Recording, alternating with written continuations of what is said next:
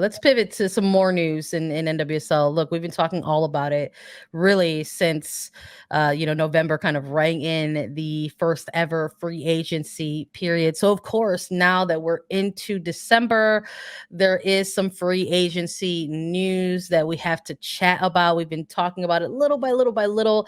It kind of got off to, let's say, maybe a slow start, but now it sort of feels like we're starting to get these announcements and these moves.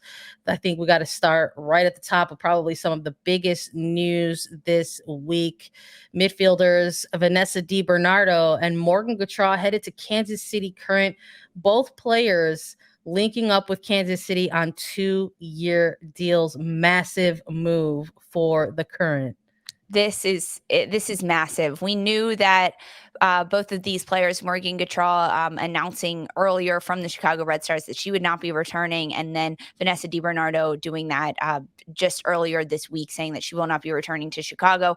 And now we see that Kansas City has picked up these two prolific midfielders. And this is a Kansas City team that has most recently lost Victoria Pickett in the midfield and Kristen Edmonds, a defender. So they had a little bit of room on their roster, and this grab to get two midfielders in DiBernardo and Gautrat that not only have so much experience playing in the league as big time veterans, but playing together in the league and playing at Chicago, right? That partnership, that relationship, that what they do on the field, how they lead together in the locker room, it just is moving down south a little bit from Chicago to Kansas City. Even the way the Current announced that Gautrat and DiBernardo would be arriving in Kansas City, they did it together. It was super cute. Go check it out on their Twitter, Kansas City Current Twitter, because it was really great to see. Of course, they're in their uniform and their garb, but like Morgan Gautrat is trying to get into the training facility and she's like late and she doesn't have the code, and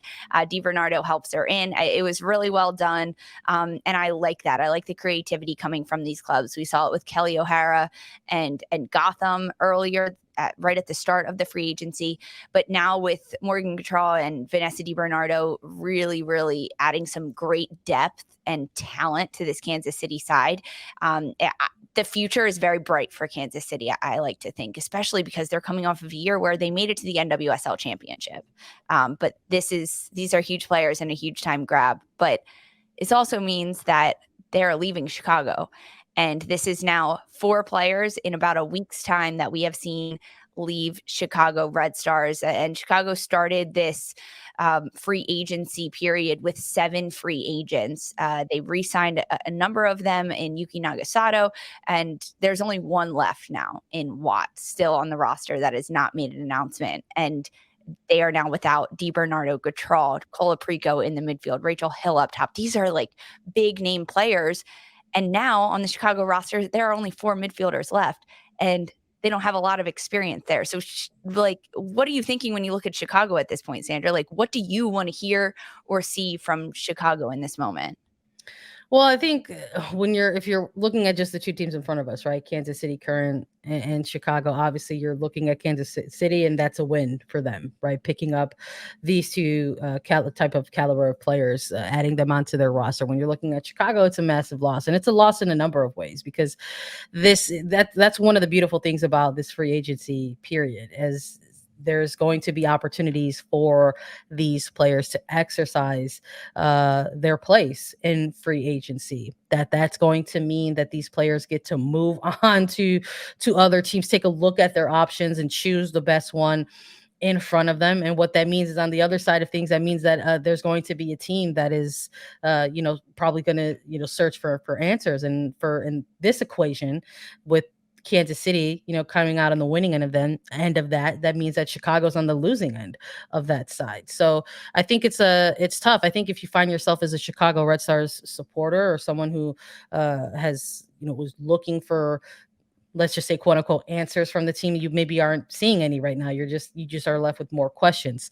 And I think it's a little bit tough to sort of gauge people's enthusiasm around something like free agency. I think if you are sort of looking at this and saying, well, what does that mean for Chicago? Well, unfortunately, it just means that they're out of really good, they're missing a ton of great players. Now you're talking about an announcement from San Diego Wave in which they signed Rachel Hill, and then Danny Colaprico, and then you've got another double signing with Gautrat and DiBernardo. I also really love this buddy system, as you mentioned, 2x2, right? Just going off, and it's like Chicago Red Stars players going on to other teams who are not just other clubs, but they're contender caliber type of clubs, and they're also taking a friend along with them, right? Which is something else I think folks are sort of cracking jokes about as well. But I think if you're Chicago, I think that's a struggle. I think when we'll be talking about this free agency period, the fact that there were 7 potential players that this club might not see return was big. I think more than any other team on this free agent list, and that is a tall task if that was anybody's club on this list of free agent players. So to have 7 players listed there is going to be incredibly difficult to sort of maintain that there's going to be an attempt to retain all 7 of those players. So they were able to bring back Nagasato. They were able to bring back Aaron Wright. And then we saw these announcements come out and say, hey, these following players have notified the Red Stars that they will not exercise. They're going to go ahead and exercise free agency, and they will not return to the club. So I think, giving the heads up is a classy move, I think, from some of these players. I think when it comes to free agency, maybe you don't have to do that type of stuff. Right. I can see that exists.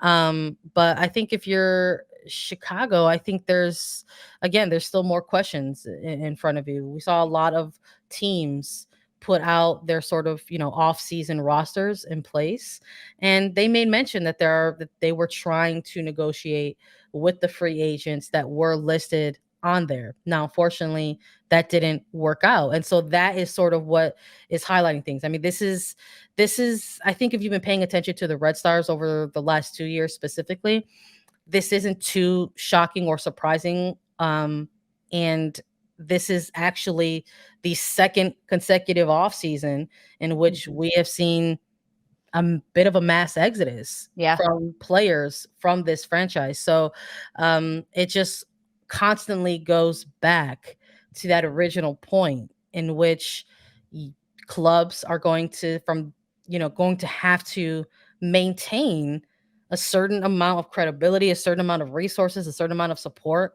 in order to not only recruit players, but retain them as well. Yeah. And we're seeing, if nothing else, free agency, I think, is showing many people that it's really going to come down to how clubs are presenting themselves. I'm also I think the other curious side of that is we're talking about these specific midfielders, how they were key targets. Like, they were probably key targets for many clubs, and yet they chose San Diego and they chose Kansas City Current. So I'm also very curious about some of the, what does the pitching look like for some of these teams, for some of these players. And I think you have to look at the salary, right? Money definitely plays a factor in these. Some of the players that have made moves in the free agency, you can kind of discern, okay, they're going home, right? You look at a Kristen Edmonds, like, she is from North Jersey.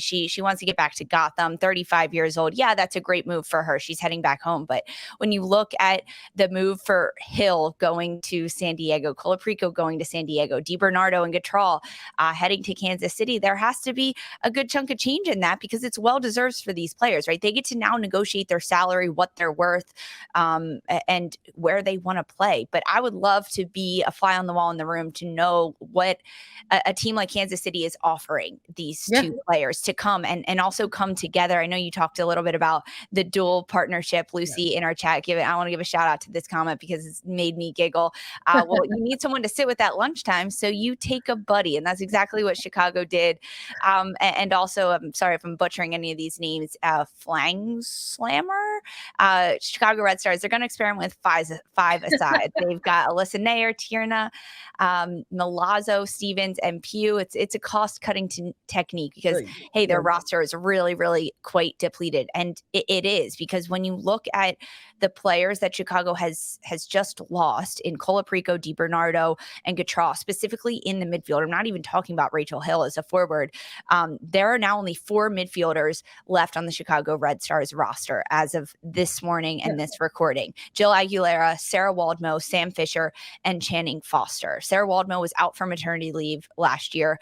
Jill Aguilera, she played in 5 games last year. Sam Fisher played in 13 games, 5 starts. Channing Foster, 1 game. So those four players on the current Chicago roster, they played in a combined 19 matches last year for the Red Stars. The 3 midfielders that Chicago just lost in Gautrat, DiBernardo, and Colaprico combined for 49 games. DiBernardo and Colaprico playing in every single one of the regular season games. They were absolutely integral players last year. Yes. Not to paint a gloomier picture, more gray, but I believe that Channing Foster is one of these players that might not be returning to the Red Stars. I believe maybe she might have been away. And then we've also got Sarah Waldmo. I know you mentioned as well, but we have to remove her from the equation as well, because recently announced with the Red Stars that she's going to retire from the NWSL. So this is another, I think, midfielder that folks are maybe looking at saying like, oh, like this is somebody who can kind of come back into the fold, maybe do that. But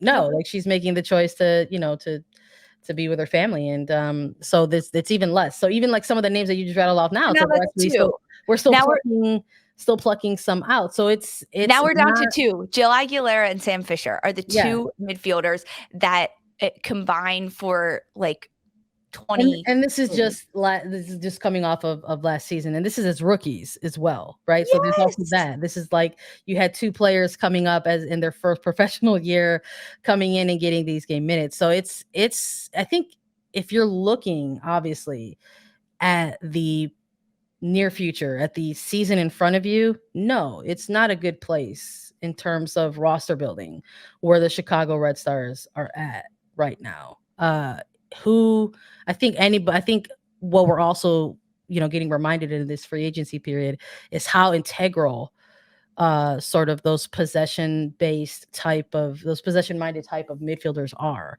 in this league. And we saw that in the move with Colaprico to the Wave. Casey Stoney very quickly recognizing what that team needed to do in the offseason and the type of player that they needed to target in free agency, and getting that player in somebody like a Colaprico. And then for Kansas City, targeting these 2 midfielders as well, in light of question marks around a player like Sam Mewis and where she's at in her rehab period with her knee injury, and what decision making is happening on her end around that in terms of her playing career, and also having an additional midfielder on the free agency list, like somebody like a Desiree Scott, and that's on top of the players that you mentioned that they had already said farewell to, and somebody like a Kristen Edmonds or Victoria Pickett mid-season last year.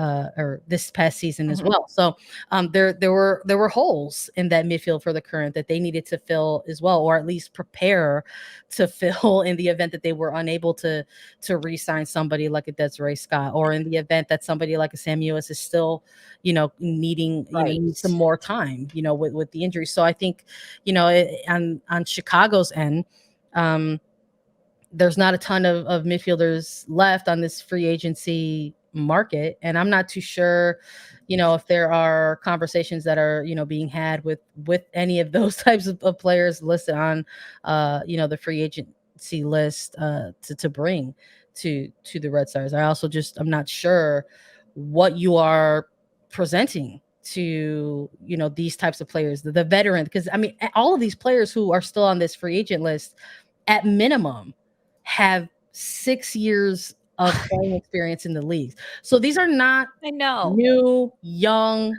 fresh-faced players that you can pitch them on a new chapter. They know what they want. Yeah, these are players who know what they want in their career. They're looking for something very specific. They know what they're worth. They know Yes. what they want. They know the type of style they want to play. And they also understand all the Yes. coaches in the league and what style the teams play. And as a player, that's something I would look at and say, I don't want to go there. That's not this type. That's not the Yeah. style of soccer that is conducive to my playing Yeah. style. And they're in a, yeah. these current players on the free agency list are in a very specific phase of their career. So it's like, you're not pitching to like, hey, like come build something new with us. You know, that's not something that maybe a veteran player is gonna really sort of sink their They don't have the energy for that. into. Yeah. So it's tough. I think it's tough if you're on the Chicago Red Stars side of things. And that's just with this sort of recent picture of this franchise. That's not you and I even talking about the fact that, you know, there's still a lot of chatter about new majority ownership stake being sold in this franchise. The fact that the Chicago Red Stars are also a franchise that have, you know, brought in some new leadership as well, and how that's going to look like, and how, you know, these new folks at the administrative level are going to continue to try to build things out and fleshing out. So I think with all of the question marks, I think that sort of, you know, paints a really tough and gray picture for this franchise right now. I think it makes an already hard job for associate general manager Michelle Lomnicki even harder.